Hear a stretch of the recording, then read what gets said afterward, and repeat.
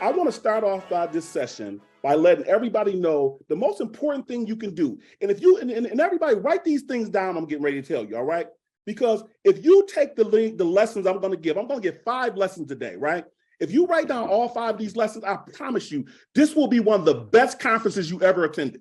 If you take the lessons and then use them throughout this conference, it's going to have a huge impact on everything, right? So what I want to do right now is I want to ask a question, okay? If you leave your house in the morning and you do not know where you're going, how do you know when you get there?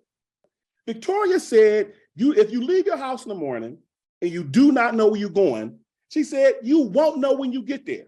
The point she is making is that part of getting where you're going starts off by determining where you are going. Because you know what? When you don't know where you're going, it don't matter what direction you go in. The direction is directly related to where you are going. So there's some skills you need first, though. Before we get a crystal clear picture, we want to acquire the skills we need so that we can put together a crystal clear picture, put together a plan, and execute that plan. So I am here today to talk about how you do that. The first thing I want you to write down as lesson number 1, though, is I want you to write down, 1, a clear vision. Be clear about where your life is going.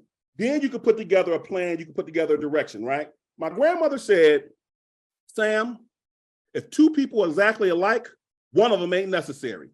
What it really means is that my grandmother was trying to tell me that, Sam, there's only one you on the planet. Don't spend no time trying to be like nobody else. No matter if you're trying to be like somebody else, she's saying you will never be successful because God didn't make you like nobody else. He made you you. He made you uniquely you. I mean, everything down to your fingerprint is totally different. Your lived experience is totally different than everybody else on the planet lived experience. So you got to understand that you have to bring who you are. My grandmother said, Sam, who you are is inside of you. It's like a seed. What it is inside of it. You got to work to bring what's inside out. It ain't about looking outside and finding out who you're supposed to be, because who you're supposed to be is inside of you. So here's the real work. The work is, can you bring who you are from the inside out? Do not get preoccupied with trying to be like somebody else. You will not be successful. So that's number 2. Everybody write that down. You have to be yourself. You cannot be like anybody else. Here's the 3rd lesson, everybody. The reason why directions or instructions is there is to give you guidance before you do something. Not guidance in the middle of doing it, not guidance after you're done, not guidance after you made the mistake.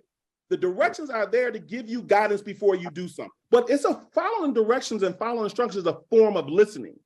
The person who came before you, the person who guided you, the person who created the test, the person who made the thing that you put together, the person who made the game that you playing, they put together the instructions or the directions that guide you. Why would you overlook the guidance and just jump right in?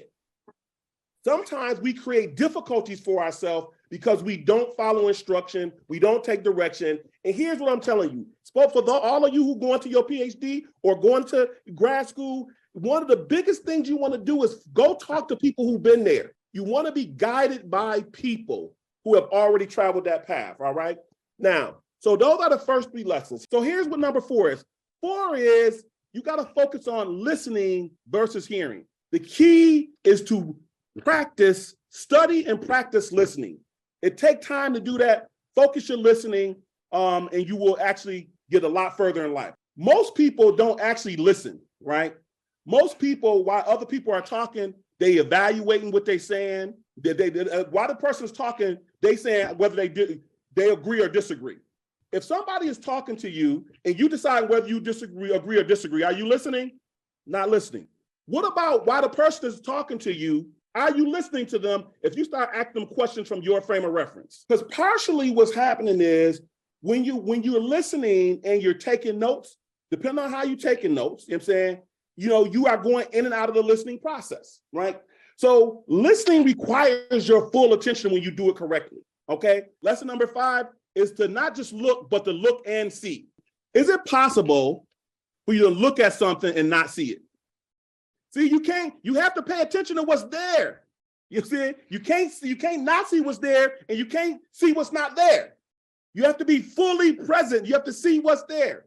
So the only reason why I'm doing that is because I want to show you that it's possible for you to look and not see. We got to make sure we're looking and seeing. That's number 5, all right? And here's the last one we'll do for the day. Let me ask this question. Knowing means you have experience. And so the difference between the mind having information and your being having experience is that being having experience means you know. You don't got to check it with nobody else. Your experience is your teacher. You know it. People have knowledge and they think because they have knowledge, they know. And when they think they know, their mind turn off. If you don't know something, just admit you don't know it. If you don't know it, be quiet and listen to the person who do know. When you spend time listening to people who know what they're talking about, you're going to go a lot further than if you do listen to people telling you what they think. My grandmother said it this way. She said, most people think they got an opinion, but the truth of the matter is the opinion has them. What? Here's the lessons, y'all. You know, one, most importantly, and all of the lessons that I'm going to give you today is that you have to constantly spend time improving yourself, making yourself better so you can make this world better than we found it.